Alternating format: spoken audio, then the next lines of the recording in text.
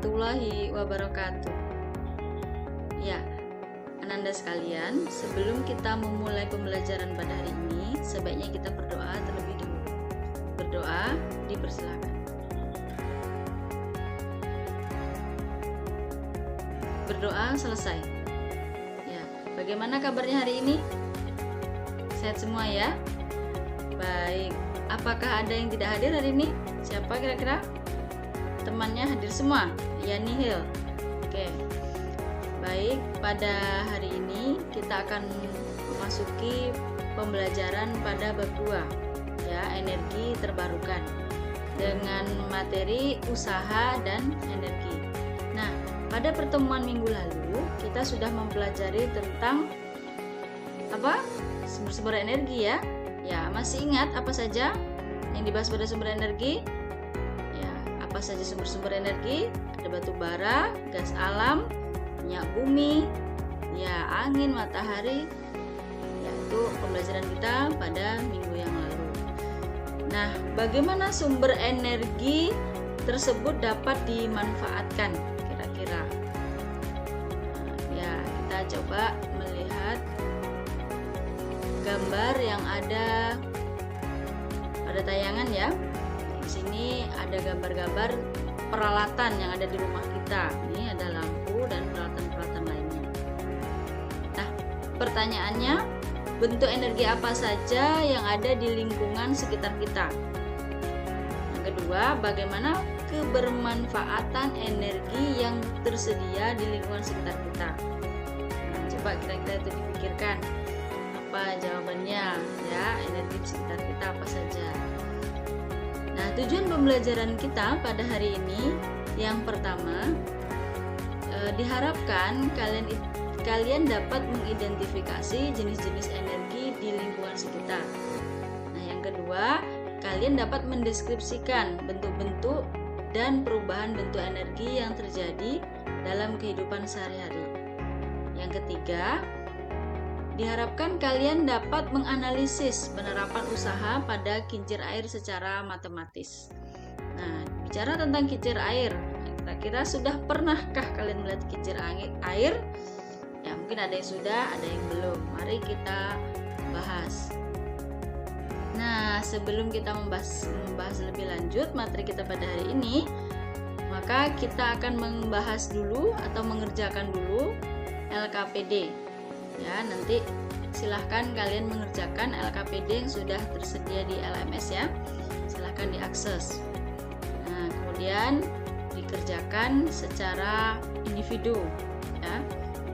Boleh jawabannya dicari melalui internet atau sumber-sumber yang lain.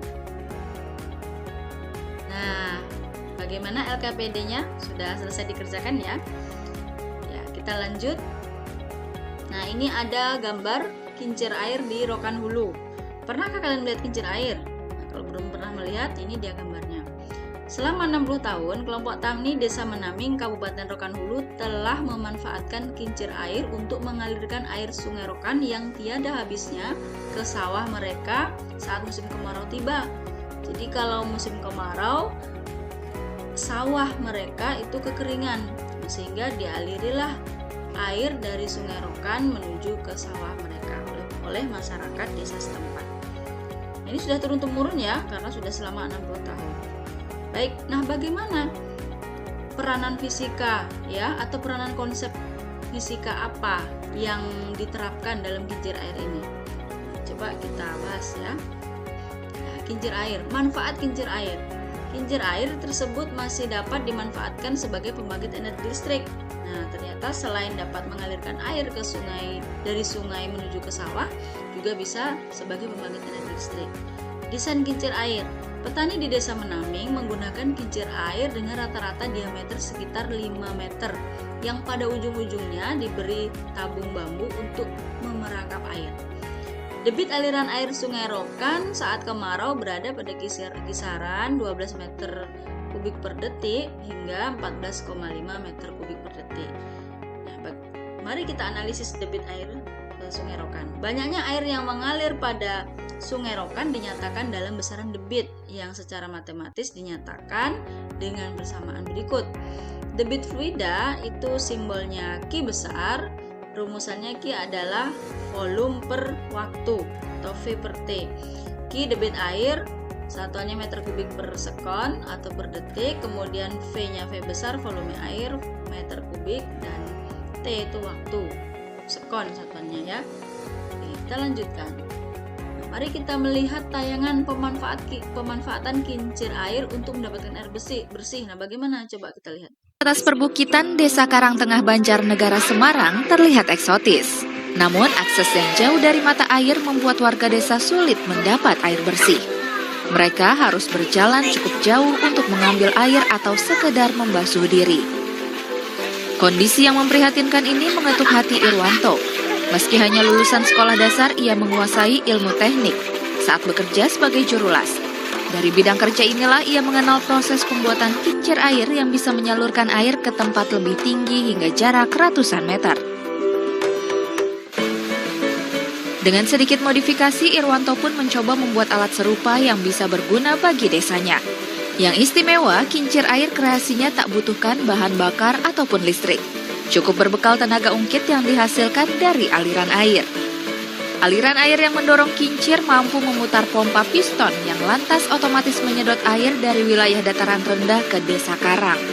Air yang sudah terangkat kemudian disalurkan gunakan pipa ke rumah warga.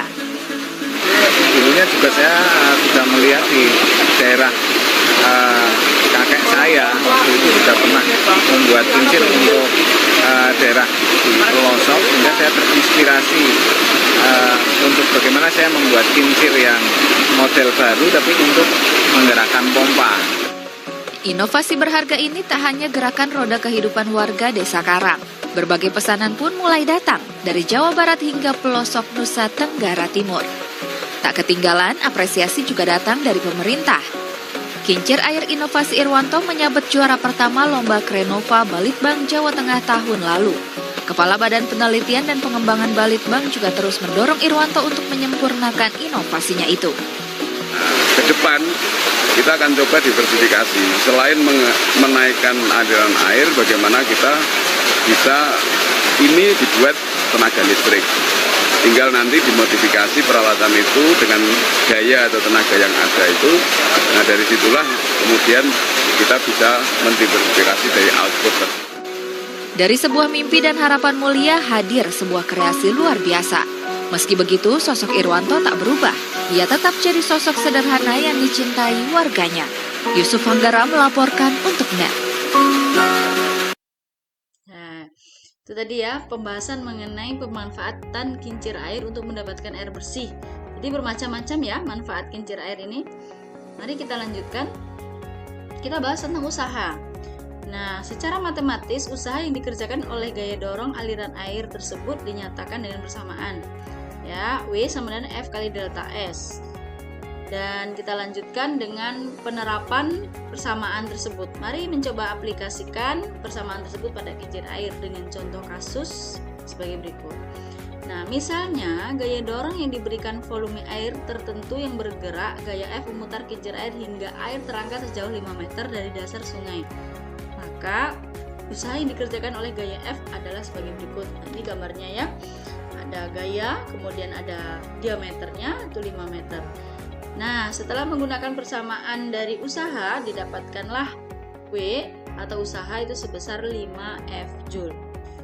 Ya, kita lanjutkan. Energi. Nah, pengertian energi itu apa? Menurut Kamus Besar Bahasa Indonesia, energi adalah kemampuan untuk melakukan kerja atau daya yang dapat digunakan untuk melakukan berbagai proses kegiatan. Nah, energi tidak dapat dilihat, tetapi dapat dirasakan manfaatnya.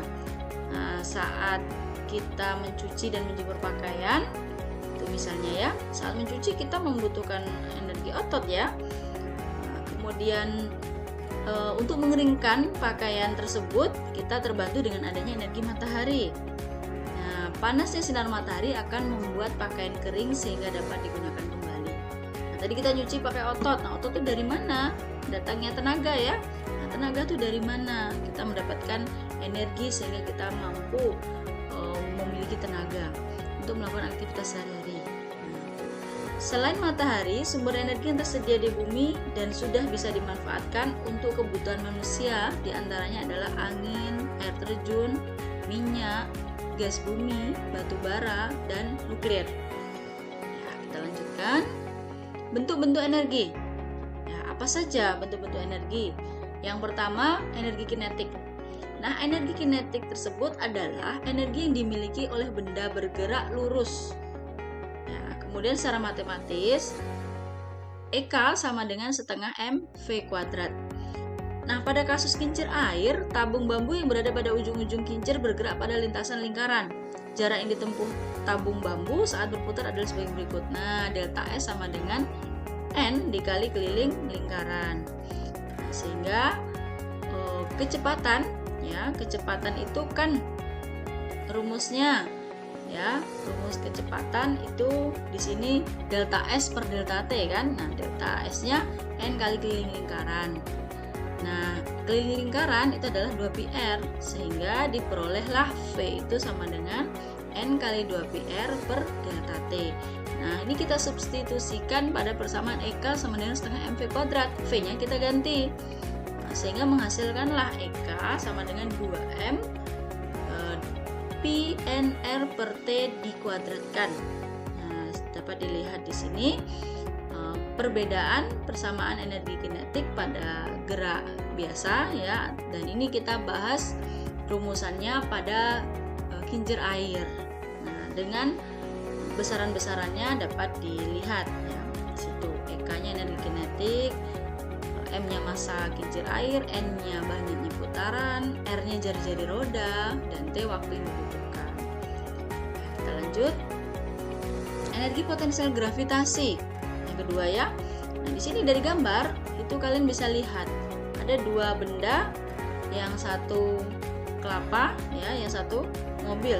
Dua-duanya sama-sama berada pada ketinggian tertentu. Nah, sebenarnya apa energi potensial gravitasi? Nah, energi potensial gravitasi dimiliki oleh benda karena posisinya terhadap permukaan bumi. Benda pada ketinggian tertentu di atas permukaan bumi memiliki energi yang disimpan dalam bentuk energi potensial gravitasi. Nah, secara matematis dirumuskan sebagai berikut. Energi potensial sama dengan M kali G kali H. M itu massa benda, G itu percepatan gravitasi bumi, dan H adalah ketinggiannya ini ya. Bisa dilihat di gambar. Kita lanjutkan ke bagian ketiga ya, energi kimia.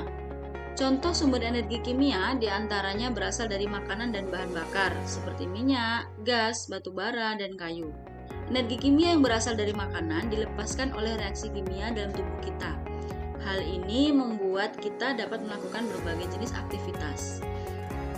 Demikian juga bahan bakar minyak dan gas menyebabkan transfer energi ketika dibakar, sehingga mesin mampu bergerak dan melakukan usaha. Contoh lain energi kimia yaitu baterai misalnya ya. Nah, energi kimia dari baterai dapat dirubah menjadi energi listrik. Bisa dilihat pada gambar, di situ ada makanan, ada batu bara, gas, ya, baterai yang dapat menghidupkan lampu, berarti energi kimia menjadi energi listrik. Kita lanjutkan. Yang keempat, energi listrik. Energi listrik dihasilkan oleh transfer energi pada pembangkit listrik dan dari dalam baterai. Ya, jadi muatan listriki memiliki medan listrik, kemudian muatan listrik lainnya dipindahkan dari satu tempat ke tempat yang lain dalam pengaruh medan listriki. Persamaannya energi listrik V kali I dikali T. Nah, sedangkan V itu memenuhi hukum Ohm, V sama dengan I dikali R. Dapat dilihat pada gambar. Di sini ada proses produksi listrik itu perlu waktu dan berteknologi tinggi. Ya, sumbernya ini dari kominfo.go.id ya. Nah, di sini ada lama proses pembangunan infrastruktur listrik. Proses prakonstruksi itu membutuhkan 14 sampai 24 bulan ya. Itu kira-kira 1 sampai 2 tahun. Nah, kemudian proses konstruksinya itu membutuhkan waktu 38 sampai 54 bulan ya, kurang lebih lebih sekitar 3 sampai 5 tahun lah ya. Itu butuh waktu yang cukup lama. Kita lanjut, daya. Seberapa lama waktu yang digunakan untuk melakukan usaha dinyatakan dengan besaran daya. Nah, daya simbolnya itu P sama dengan W per T. W itu usaha. Nah, paham ya? Nah, pembelajaran pada hari ini.